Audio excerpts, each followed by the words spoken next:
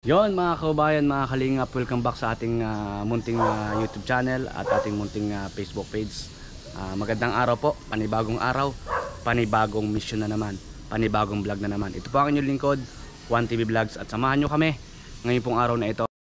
So ayan po mga kabayan, dito kami sa isang hospital dito sa Labo. Ay dito tayo nag-inquire tayo para patanggal yung singsing po sa ni Rick, kaso wala daw silang gamit. So nagkita tayo still batid pa. So ngayon po kasi ngayong araw nang hinahanap din natin si Rick dahil nga po nakakalungkot na balita dahil umalis.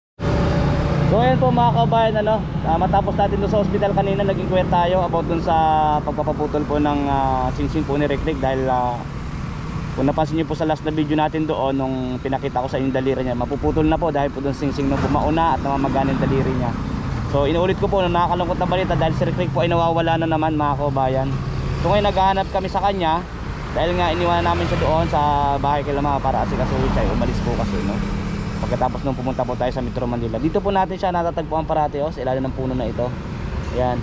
Ayan po kasama natin si Miss Lori Di Magalpak Vlogs po. Ayan.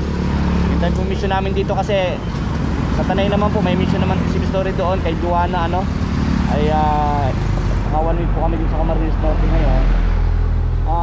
Tuloy po yung paghanap natin sa napagtanungan natin kanina. 1 week na raw pong hindi dito nagagawin po si Kuya Rick. So grabe po mga kabayan, saan naman kayo pumunta yung bata na yun. Samahan niyo po kami, tuloy pa rin po kayo sa paghanap ng araw na ito at para matagpuan po natin si Rick at para mapatanggal nga po yung niya, singsing sa daliri.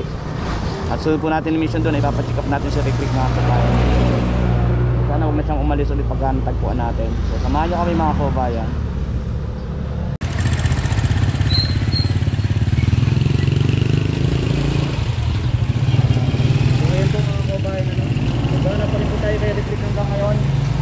Napunta tayo ng tanghali, simulang umaga. Hindi po natin makita si Kuya Rick mga kababayan. Nakakalungkot naman, so kaya nagbalik po kami para naman sa kanyang doon sa daliri niya para ipa-check up na rin siya. Hindi po namin makita. Regarding po doon sa napagtanungan natin, doon po sa kung saan natin sa dati natagpuan, sila ng punong kahoy, ay 1 week na raw po na hindi nakikita doon sa area. So nasaan na po kaya si Kuya Rick? So ngayon po tanghali, mananghalian muna kami at mamaya after lunch ay mag-iikot na po ulit kami para sunod na paghanap po ulit kay Kuya Rick Tayo susuko hanggang gabi tayo maghanap ngayon para kay Kuya Rick at para makita po natin. Wala na naman po ang ating tinulungan si Rick mga kabayan. So ay mga kabayan, ngayon naghanap pa rin tayo pala kay Rick po Paggabi na naman.